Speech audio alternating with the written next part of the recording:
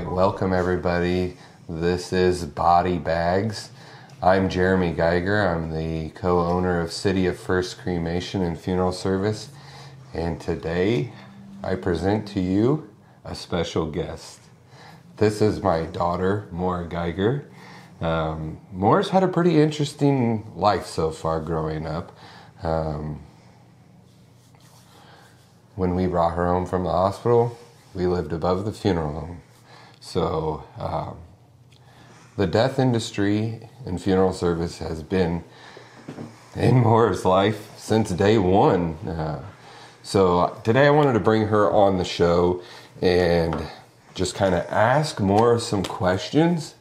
Some of these questions really intrigue me just because I've seen changes in the industry, and I'm really interested to see what her generation may bring to the table.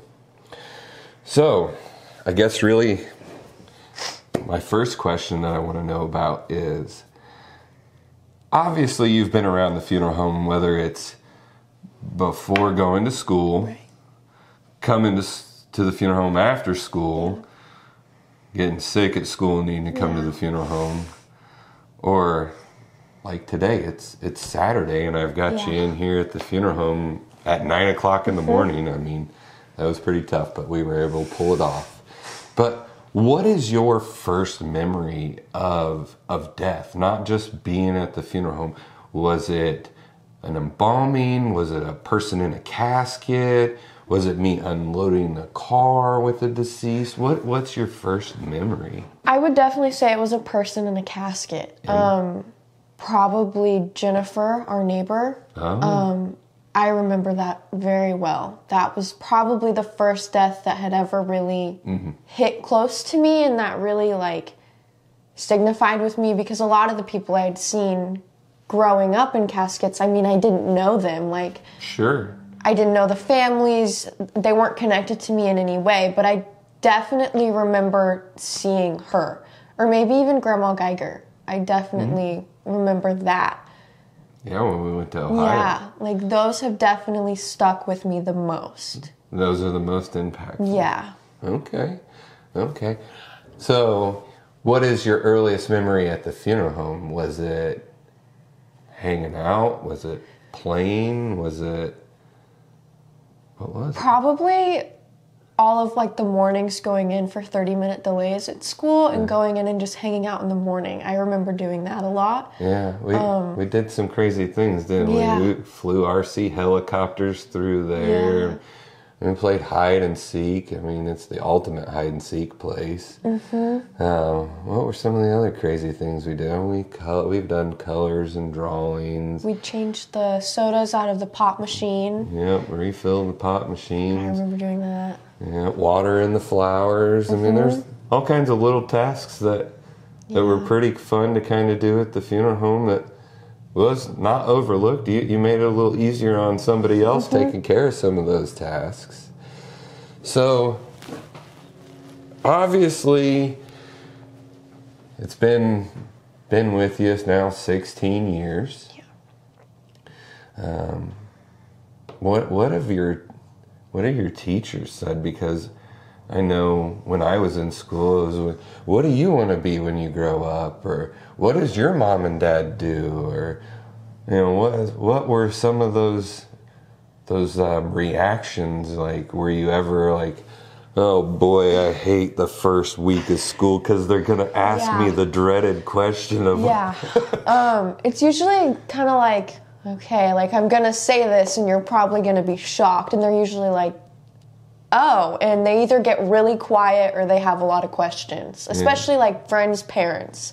When they're oh, so where do your parents work? What do your parents do? And it's oh, well, my mom works at Chrysler and my dad, he owns his own crematory and funeral home. And they're kind of oh, okay, is this recent, or is this an ongoing thing? Well, owning the business is new, but I mean, working in funeral homes has been your whole life. So and it's obviously not new to me because I've been around it my whole life. So like talking about it, it's not hard for me, but I've definitely noticed it's hard for other people. Definitely I can tell it makes them uncomfortable because it's like, oh, death, funerals, that's a tough subject for most people. But for me, it's been natural. Like, it's just easy for me to talk about because it's been in my life for so long. Like, yeah, it's definitely an easier conversation to have with somebody. I think maybe some of those reactions are of, oh dear Lord, what's she gonna say? Right. Like, is it gonna be gory and gruesome? And I know that's a lot of people's mindset. Right. The gory, gruesome side here at the funeral home is just a very small fraction of our time. So it's not really that way. I mean, you can hear from Maura, like, there were a lot of fun moments. Yeah. I mean, think of some of the road trips that we hop in the van and take off and go pick up a casket or deliver something, run into a cemetery checking on something. I mean, we've done some pretty crazy things. When we came to Kokomo, our first road trip was to Iowa. Yeah. I mean, we loaded up in the van and you sat next to a solid cherry casket and you're right. And I mean, it was the craziest thing. And we went to some little town in Iowa. The one hotel and the next closest one was an hour away. It was interesting. So one thing that I think's pretty neat that keeps circling in my mind is you're 16. Right. I'm 41. Right. When you started school this year was the first day that I started working in the funeral industry back in Peru. I was a freshman in high school. We just started school. It was in the summer, and I wanted to find an opportunity to work somewhere outside of the restaurant business. I wasn't happy with it. So I thought, what better place to go work at the funeral home? Nobody will talk to me. Don't know really what they do there, but it seems like something fun. So kind of interesting that here it is at this crossroads. You're 16. You kind of get to see some unique things here at the funeral home that people your age don't really get to see unless they have maybe a family member that works at a funeral home or owns a funeral home. So I've been pretty cautious letting you see certain things. You know, I've got these memories of you in your pink cowboy boots, your black tights, and your t-shirt on, and I'd be in the prep room and I'd get the real faint knock. Oh, it's Miss Maura. So the next thing you know, I'm peeling off my gloves so I can open up the door, and I'm kind of standing, sticking my head around. Yeah, Dad, I need a drink. Dad, I need to go to the bathroom. I'm hungry. And okay, hold on. So that's outside of you living in the funeral home. Those are some of my first memories of you being around the funeral home and death industry. So what do you think at this point in your life, what do you want to do with your life? I really enjoy cosmetology. I really want to get into that. I'd like to go to cosmetology school. I'd like to be an esthetician. Yeah. I think it's very interesting, just the way all of that works. So you want to work with the largest organ of the human body. Most people don't realize that. Right. The skin is our most largest organ. Yes. So that's interesting. Is it, you want to make living people look pretty, or are you trying to make dead people look pretty? Living. I mean, Okay. That's fair enough. I got to ask, because I do get approached by people that are in the makeup and cosmetology industry that have an interest of, can I come to the funeral home and do the makeup? Their makeup's usually a little more vibrant and wild than what we would do, but hey, it's different, and we do have families that ask for things like that. Another question that I have for you, because I've seen the changes from '99 to now. What changes do you think your generation will make in the funeral industry, if any? I definitely notice, like, friends or even just classmates in general talking about going to funerals. It's not necessarily something they enjoy. I mean, obviously no one enjoys going to a funeral. That's not a fun thing to do, but... I don't know. I've been to some pretty fun ones they before. Don't really enjoy the whole big setting. Like, it's just... They'd rather something small. And I've definitely noticed, like, especially with cremation, like, people prefer that more than having their loved one in a casket and seeing their loved one in a casket. Mm-hmm. I noticed that some people find that very disturbing, like, because they are just there in the casket. And I know that sometimes freaks people out. So having them as ashes is more comforting to people. I think it makes them feel like they can hold on to them as long as they want, mm-hmm. and keep them wherever they want them. They can wear them as jewelry or even the little keepsake urns. Mm-hmm. And obviously having them buried in the casket, that's not an option. Like, that's just not something you can do. You can't just take them with you everywhere you go like you could if they were cremated. You could, but buddy, it'd be really expensive, and the state would end up questioning what you're doing, filing for all these disinterment permits all the time. But so that's interesting to hear. Do you think that there... I don't want to say a fear of the deceased person in the casket, but do you think that emotion of uncomfortable presence of a deceased person in a casket, is it because they've not experienced death mm-hmm. before, or is it maybe something along the lines of they've experienced it and had a traumatic event during that? Like it was maybe their mom that died, and now they're seeing their uncle in the casket or their neighbor, and now it's just too hard. I can't do that. I've definitely, like, they don't want that to be their last memory. Like, seeing them in a casket, they don't want that to be their last memory of that person. Mm-hmm. Because, I mean, that is the final time you will see them, and having that engraved in your brain is definitely more prominent than anything else. I mean, seeing people in caskets, it definitely sticks with you more than just seeing them in real life alive.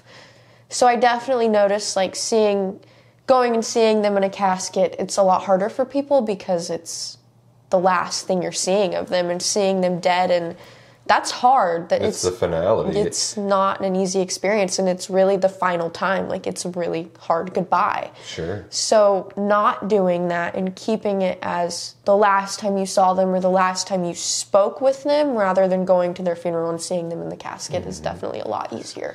So, keeping on that topic of that emotion of the loss, maybe the detachment of not wanting to see them in a casket, do you feel that it's easier on the cremation side because it's just an item sitting there? It's not an association of that person? Yeah.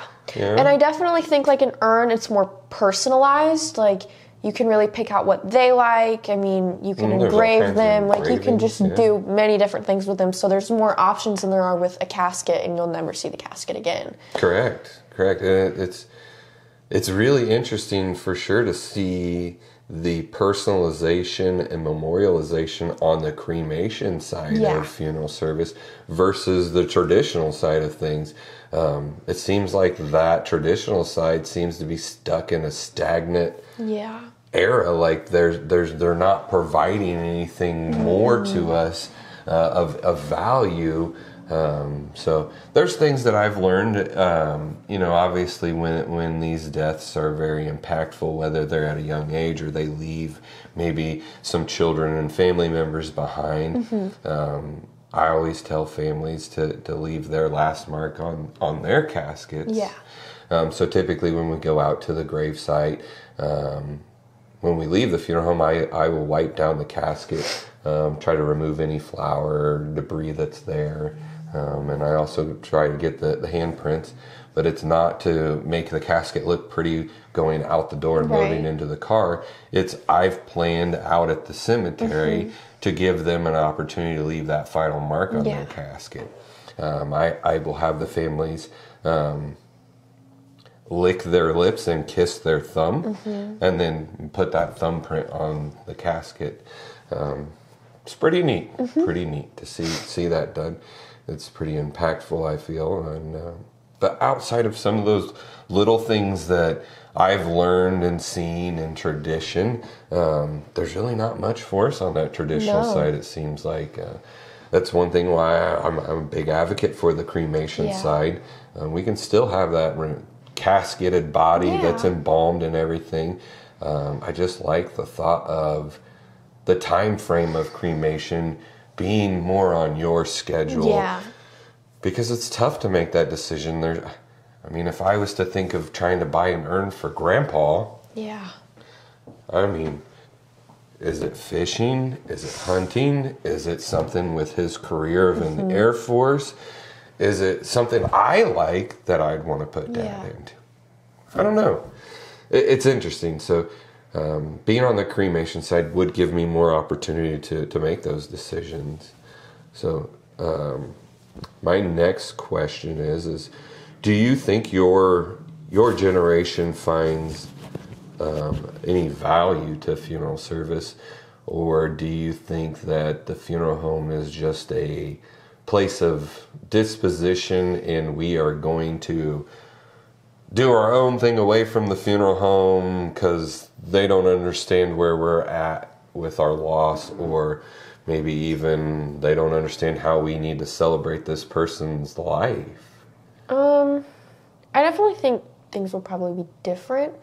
I definitely feel like funerals will slowly start to, I don't want to say fade away, but obviously we just buried Grandma, and it wasn't necessarily like a funeral. It was. And I personally preferred that because, it was more so just like talking about her and then going to the graveside. And I definitely think that's going to start becoming more common, especially with my generation, because funerals are hard for people. They are. And funerals are very difficult, and they're expensive, and it's just something difficult for people. It's not always the best or even easiest option for people, and I definitely think doing what we did for Grandma is more of an easier option, and I definitely feel like that will become more prominent with my generation and people that I know. Yeah, so most of our viewers and listeners, they're not aware of what this situation and experience that I was able to provide our family for Grandma's loss. Yeah. So we do opportunities for families to do private IDs. These IDs are more just a private family visitation. Most of the time the deceased is not embalmed because it's not required. If they look good, we're probably going to avoid the embalming expense for the family. But I knew in this situation that we had family that was kind of spread all over. Yeah. So knowing that with a couple of days is not going to work for us to be able to do that, to give them an opportunity to see Grandma, and I knew that she would go through a lot of changes. So I chose to embalm Grandma to give us time to spend with her. Yeah. So we got, what do we have? Was it like 11 days before we actually cremated Grandma? Yeah. It was 10 or 11. It was interesting. My wife and daughter, they got to come almost every day that Grandma was with us here at the funeral home, see her, talk to her. Then it opened up for an opportunity for the rest of the family to come to the funeral home, and it was different. Yeah. It was not like anything else. No. I definitely think people need that experience more. And I definitely think, the people who find out that you are, it's well, obviously, your situation or your experience with how you handle deaths within your family is the same as everyone else's. And it's not. It was different. It was different. Wait, you definitely get more of an inside Yeah. and more personalized experience. So we had a pizza party. Yes, we did. With the family. So Grandma bought pizza. And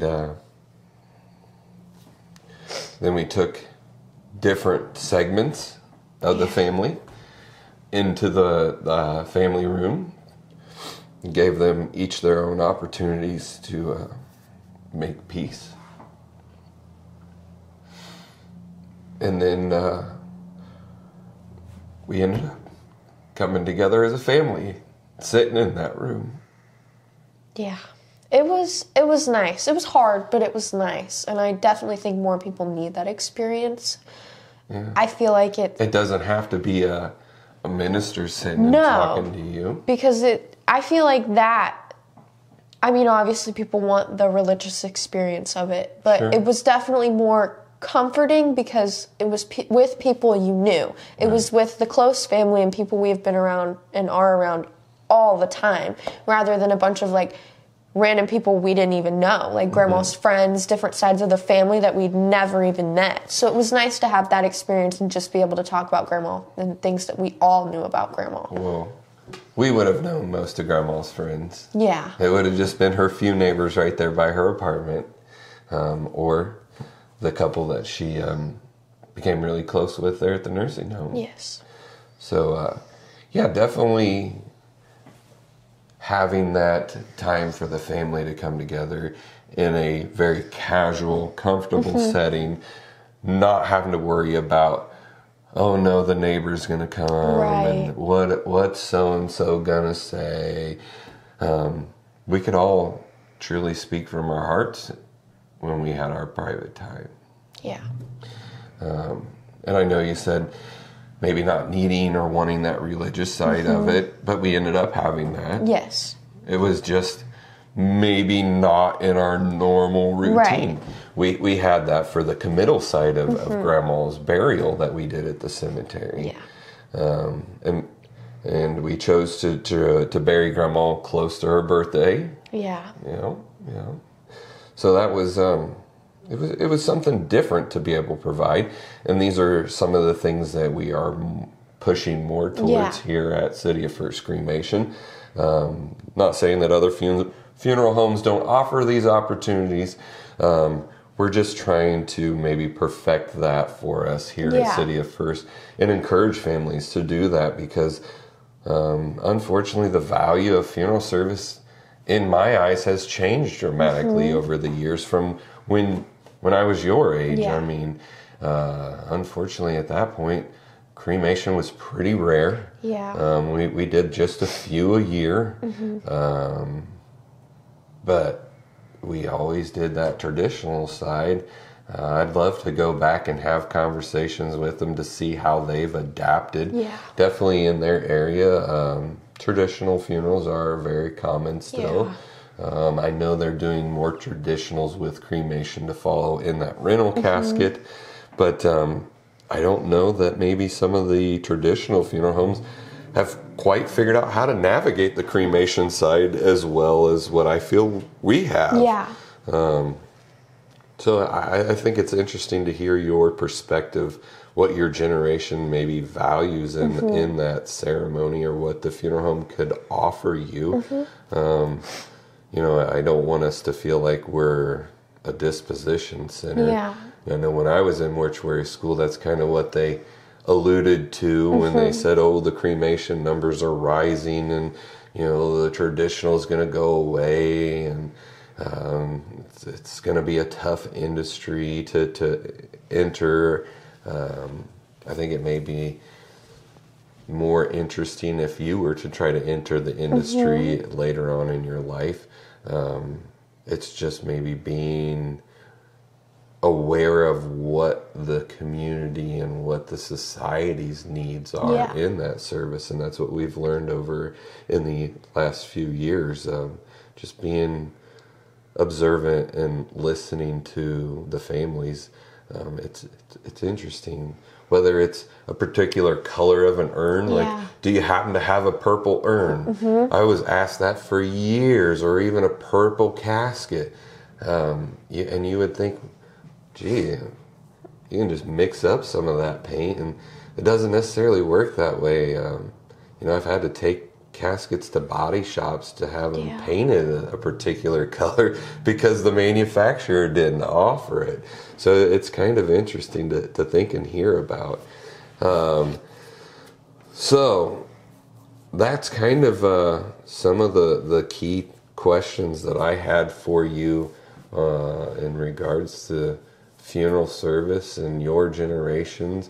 Do you have any questions that you want to bounce off of me that maybe you've been asked and you've never really known how to answer that question, or what you thought was maybe the right answer for it?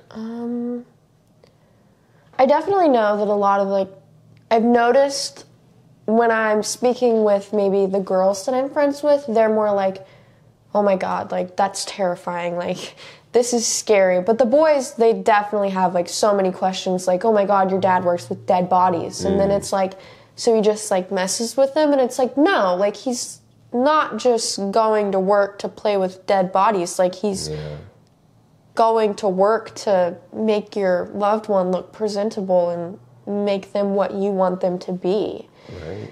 So I definitely, when people ask me those things, it's kind of hard, and then they're like, well, what all does he do? I mean, you do a little bit of everything. I do everything outside of hair. Yeah. I that curling iron, that blow dryer, I've tried it. I can't. I don't know how you guys operate that thing. I'm very, very fortunate that Kim is great with the hair and styling, and so she definitely supports me and has my back there. Occasionally we do run into the situation where it's too much for either one of us, or it's a family request that they want a particular hairdresser to come in and do that. So it's interesting. So my aspects here at the funeral home, and boy, they've changed over the years from being maintenance to transportation to end up being a funeral director and meeting families and getting bodies embalmed and dressed and casketed, to now wearing all those hats plus being an owner. It's pretty wild. It really is to sit and look back at the last few years and where it's brought me to, and all the great opportunities and doors that have opened up over the years. It's just been a really fun walk in life. It really has been. So that kind of wraps up this episode with Maura. We'll see if we can convince her to come on for another show. I'll work on some more ideas with her. But I guess I want to share another story with you. Let's have an interesting story. Something that happened to me up in Elkhart. So you've watched one of our episodes where I talked about making removals, and I said watch your footing. I've always kind of keyed this scenario with watch your step, is what I've kind of captioned this story. So here it is. It's Christmas Eve. Got a little bit of snow on the ground. It's pretty cold up there in Elkhart. And when I was up there, each funeral home takes rotation on coroner's calls. This one was a coroner's call, and we were not in rotation on this one. The family truly selected us. I get a phone call from the coroner's office. They were at a local halfway house. There was a death that occurred there. This gentleman had broke some rules in the halfway house, and the consequences was he had to either be transferred to another halfway house that would be responsible for him, or his family needed to provide him a place to stay or go back to prison. And the gentleman had a sister She did not live local. She was not willing to take on the responsibilities and burdens of trying to accommodate her brother's needs.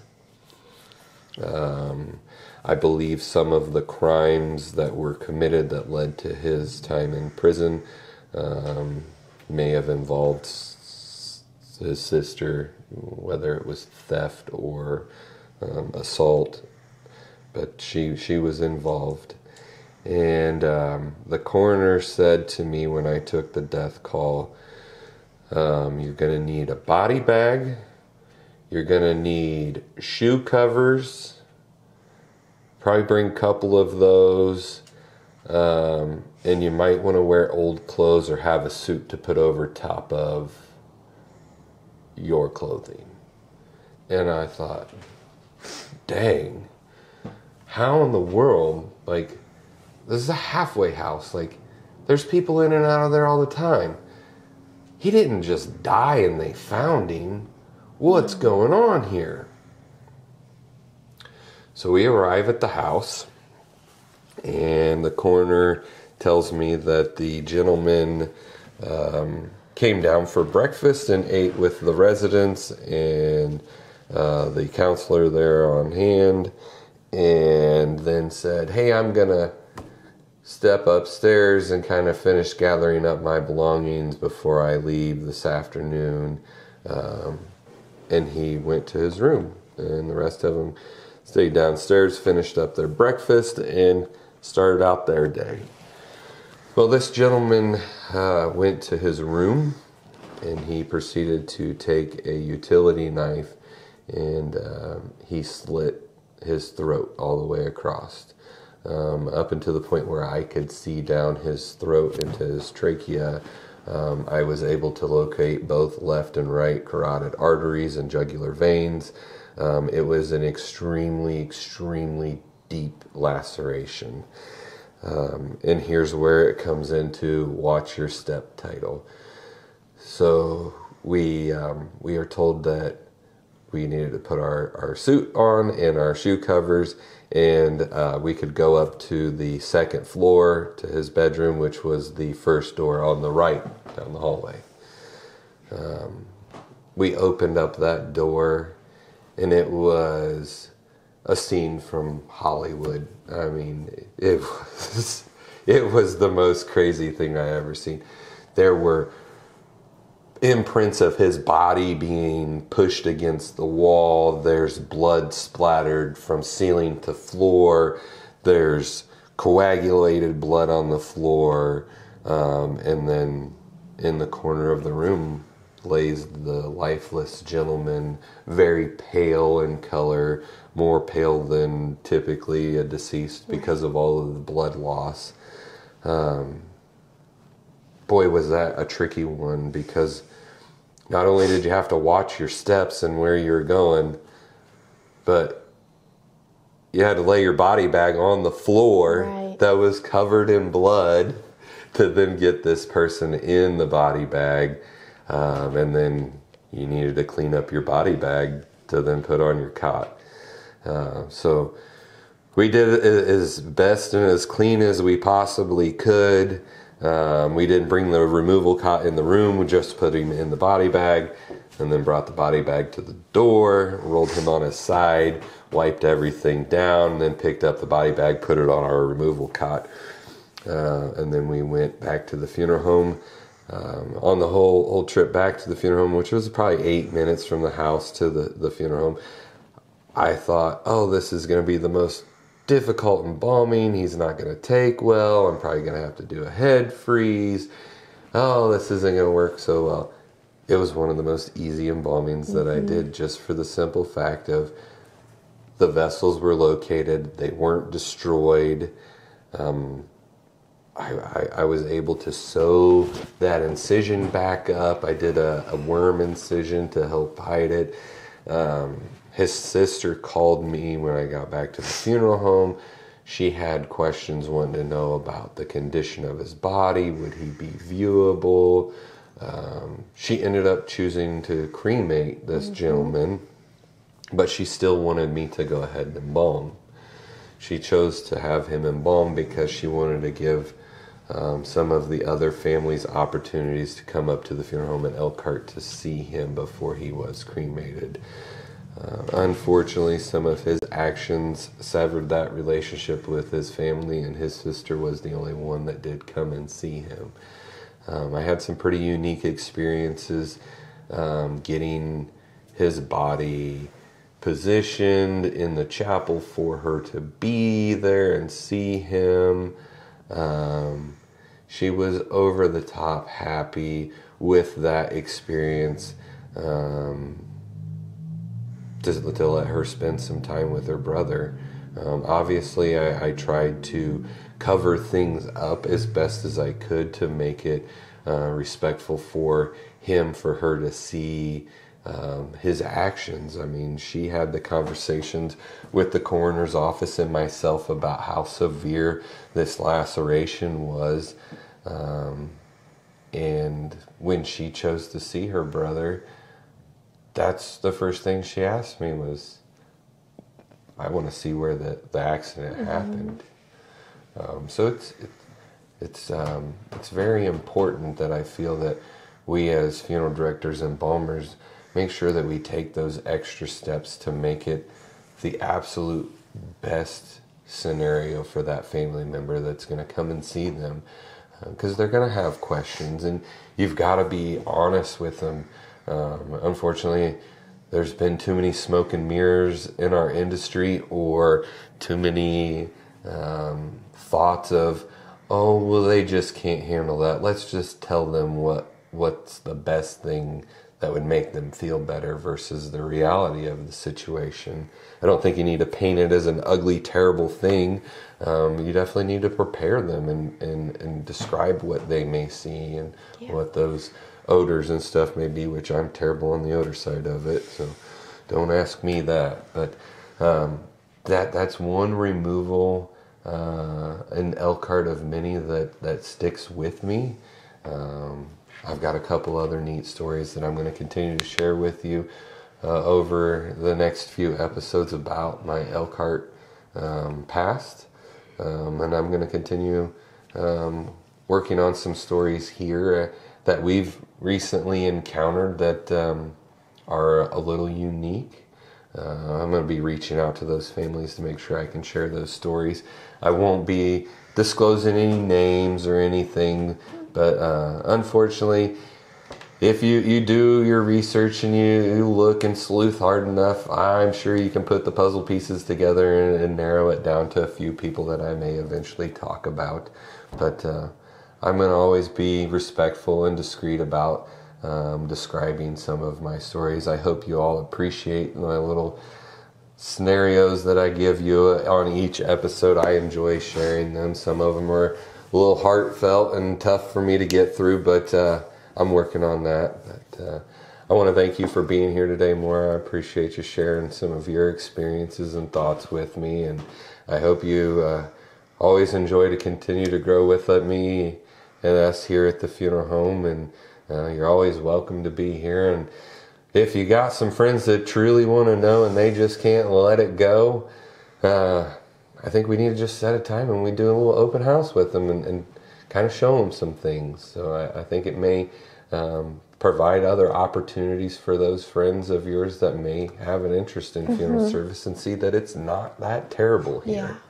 So it's a pretty interesting life. But this does conclude our services here at City of First Cremation. This is our episode of Body Bags presented by the Kokomo Lantern. Please like, subscribe, and share on our YouTube channel. And thank you for being here. Bye.